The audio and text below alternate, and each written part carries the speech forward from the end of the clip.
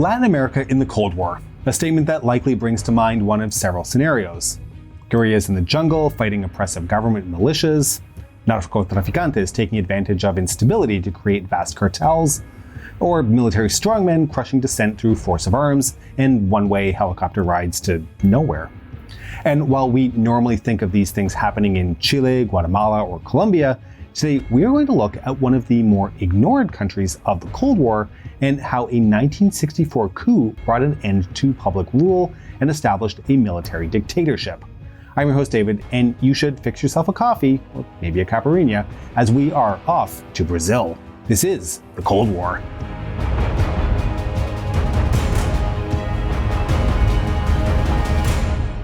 It's a sadly recurring pattern during the Cold War years. An existing government, more or less lawfully elected, is violently subverted by an opposing faction and is more often than not funded, armed, and/or otherwise supported by either the capitalist or communist bloc.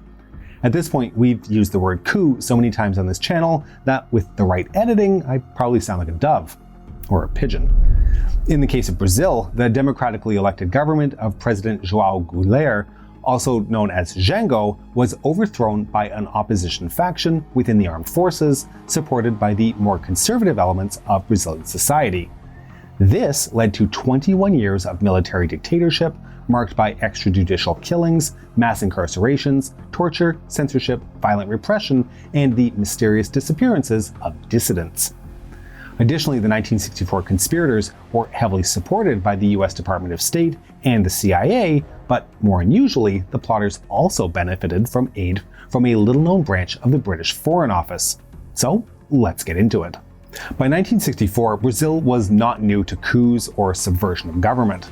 A failed military revolt by the Brazilian Communist Party in November 1935 was followed 2 years later by the Estado Novo coup.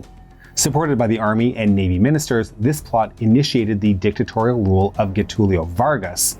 Vargas was himself overthrown by a group of officers after the end of the Second World War, but was then re-elected to power in 1950. In 1954, another right-wing anti-Vargas coup was brewing, but the president committed suicide before it could be carried out. Following his death, an alliance between the left-wing Brazilian Labour Party, the PTB, and the centrist Social Democratic Party allowed for the election of President Kubitschek, frustrating the conservative National Democratic Union and its military allies. Yet Kubitschek's government had to contend with two military uprisings in 1957 and 1959, both of which failed.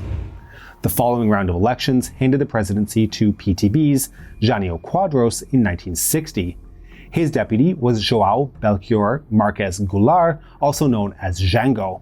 Now, Quadros' government was unable to function amidst an increasingly polarized political system. In August of 1961, the president resigned unexpectedly while Vice President Jango Goulart was on a state visit to China.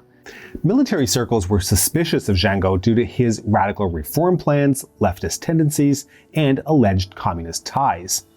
A faction within the armed forces vetoed his ascension to the presidency and threatened to mobilize the military in opposition. But Jango's ally, the governor of Rio Grande do Sul, Leonel Brizola, was quicker, mobilizing loyalist forces in support of Goulart. The two sides reached a compromise. Goulart would become president within a parliamentary system, which would greatly reduce his powers. Jango accepted the deal and was sworn into office on September 7, 1961. Now, he had inherited quite the tricky agenda, as he was supposed to curb inflation while simultaneously promoting economic growth. Goulart and his finance minister, Celso Furtado, devised a plan which would address inflation first. The conservative National Democratic Union, however, refused to temporarily sacrifice growth plans. Lack of cooperation in parliament frustrated Goulart, who progressively shifted towards the left. The lack of results from Goulart's economic policies, and especially his left-wing tendencies, began to see a number of local and international actors coalesce against the government. On February 2, 1962, a mining engineer named Glicon de Paiva from the state of Minas Gerais founded the Institute for Social Research Studies, or IPAS. Ostensibly, this business organization was dedicated to reducing illiteracy among poor children. But according to the Center for Research and Documentation of Contemporary History of Brazil, The real goal of IPES was to defend personal and company freedom threatened by the dormant socialization plans within the government of Jango Goulart. Paiva first recruited retired General Couto e Silva as his chief of staff. He was followed by other notable members such as Gilberto Huber, the president of Listas Telefónicas Brasileiras, the industrialist Paulo Aires, and João Batista Leopoldo Figueiredo, president of the Banco do Brasil. This initial nucleus recruited more members, largely among former students of the Army's Escola Superior de Guerra, or Advanced School of War. Paiva, Couto, and their allies essentially acted as a shadow intelligence service, conspiring against Goulart, spreading anti-government propaganda, and compiling files on as many as 400,000 people who they identified as enemies. Now, the establishment of IPES immediately attracted the attention of Robert Evans, a field officer with the Information Research Department, or IRD, a unit of the British Foreign Office, which was in charge of disseminating anti-communist propaganda. On February 13, 1962, Evans' superior, Geoffrey McWilliam, received a letter from a British Security Services agent noting that IPES's main task was to prevent a communist takeover of the Brazilian Congress. Therefore, quote, they will presumably have plenty of use for IRD material. The Foreign Office acted quickly, both providing IPES with relevant propaganda material, but also setting up a private foundation to funnel funds towards Paiva and friends. British financing efforts would later be joined by other Western powers, such as West Germany and, naturally, the United States. And we say naturally because the US government was indeed very concerned about the situation in Brazil. The American ambassador to Brasilia, Lincoln Gordon, had repeatedly warned President Kennedy that Goulart risked dragging the country into the Soviet sphere of influence, which, given the events unfolding in Cuba, was seen as both a real and totally unacceptable risk. On July 30th, 1962, a meeting was organized in the Oval Office to discuss potential plans regarding Brazil. This meeting was secretly taped by JFK. Lincoln Gordon, the President, Attorney General Robert Kennedy, and advisor Richard Goodwin agreed to strengthen their relationship with the opposition to Jango, which was brewing in military circles. As Goodwin suggested, we may very well want them to take over at the end of the year. On December 11, 1962, the Executive Committee of Kennedy's National Security Council met to evaluate the course of action with regards to Brazil. The decision taken was not to overthrow Goulart, but to change the political and economic orientation of his government. On December 17, Robert Kennedy met with Goulart in Brasilia, voicing US concerns about signs of communist or extreme left-wing nationalist infiltration into civilian government positions. But Jango did not back down from his position, exasperating Robert Kennedy. The Attorney General would later blurt out, "Goulart figures that he's got us by the balls and that he can play it both ways. He can't have the communists and put them in important positions and make speeches criticizing the United States and at the same time get $225 to $250 million from the United States. He can't have it both ways." By October 1963, President Kennedy was again considering a military solution with his advisors, and Ambassador Gordon suggested the preparation of plans to provide ammunition and fuel to anti-Goulart factions in the military. Now, it's interesting to note that while the US State Department was figuring out how to pull Goulart away from his communist drift, the CIA was already actively trying to limit his powers. In 1962, the intelligence agency set up a front organization, the Brazilian Institute for Democratic Action, or IBAD. Similar to the British IRD, the IBAD produced and distributed anti-communist propaganda. In the same year, Brazil held new administrative elections. The IBAD teamed up with IPES to rig the elections, funding more than 1,000 candidates across all Brazilian states. But the plot failed to produce any significant effect, and Goulart and his Labour Party remained in power. In January of 1963, Jango even won a constitutional referendum, which restored the presidential system, thus granting him more freedom of action. Later in the year, the IBAD-IPES plot was uncovered by the Ministry of Justice, and both institutes were submitted to a parliamentary inquiry in May of 1963. IPES was acquitted in December, while IBAD was formally dissolved. Despite all of this, dissent against Goulart continued to grow, and it all began to accelerate during a few key weeks in March of 1964. On the 13th, Goulart and the Labour Party staged a large rally in Rio de Janeiro. In front of 150,000 people, Jango announced his plans of reformas básicas, or basic reforms, which he would soon implement by presidential decree. Reforms included extending voting rights to the illiterate, nationalization of oil refineries, and expropriation of agricultural land next to railways and highways. Needless to say, the conservative opposition did not appreciate these socialist economic measures one bit. On the 20th of March, the opposition, supported by IPES, organized a march in Sao Paulo, the Families Walk for Freedom Under God.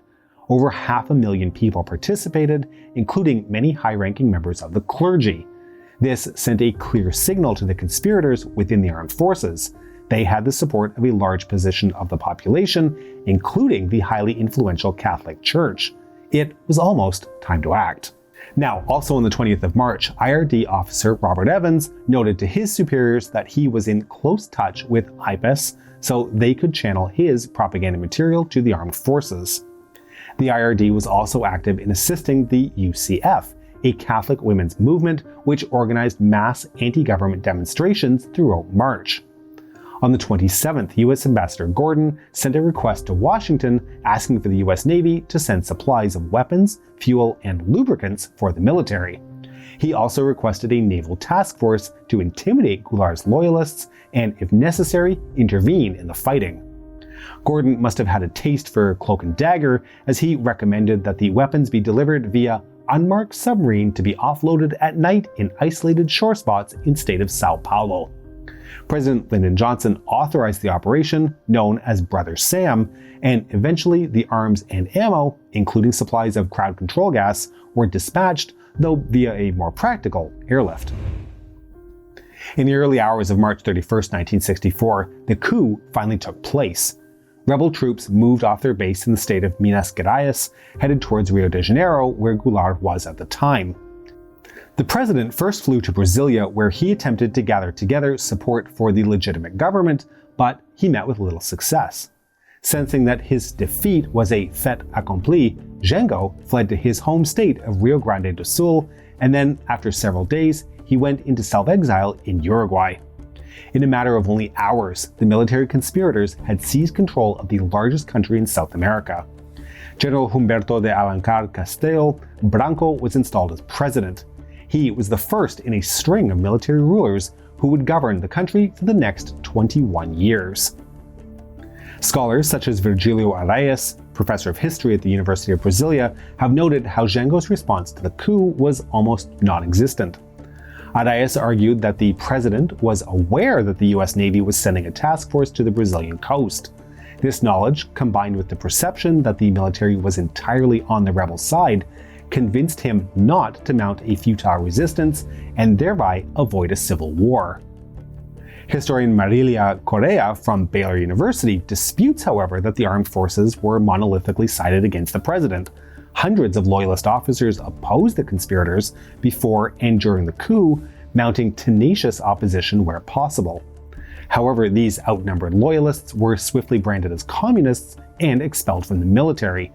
These officers and soldiers would later form active resistance movements against the military dictatorship, such as the Nationalist Armed Resistance and the Caparao guerrilla movement. So, what were the immediate consequences of the coup? Well, on April 1st, Assistant Secretary of State for Inter-American Affairs, Thomas Mann, telephoned President Johnson. Mann commented, "I hope you're as happy about Brazil as I am." Johnson replied, "I am," and then added, "I hope they give us some credit instead of hell." Even if nobody else did, the new Brazilian government surely gave the US a lot of credit for their help. President Castelo Branco severed relations with Cuba and the Soviet bloc, placing Brazil squarely in the Western sphere of influence. His government also issued a series of decrees, or institutional acts, directly inspired by IPES. They banned the Communist Party and instituted economic policies aligned to Washington's, liberalizing the economy, increasing exports, and opening the country to more foreign investment. The British government, and especially the IRD, were also delighted with the outcome of the uprising. Robert Evans patted himself on the back for the role that the UCF the women's movement, had played in rallying support for the conspirators. The IRD continued to help the Brazilian military regime in the ensuing years by providing material on counter-subversion and student unrest. We'll close out today's episode by pointing out that this was neither the first nor the last military overthrow of a South American government. The 1964 Brazil coup was notable for its relative lack of bloodshed, something that would encourage further foreign support in other countries as the West and the East hope to exert their influence. We will be sure to look at several more of these coups in future episodes. We hope you've enjoyed today's episode. Please be sure to like and subscribe and press the bell button before an unmarked submarine surfaces in your living room laden with arms and supplies. Please consider supporting us on Patreon at patreon.com/thecoldwar or through YouTube membership. We can be reached via email at thecoldwarchannel@gmail.com. This is The Cold War Channel, and as we think about the Cold War, please remember that history is shades of gray and rarely black and white.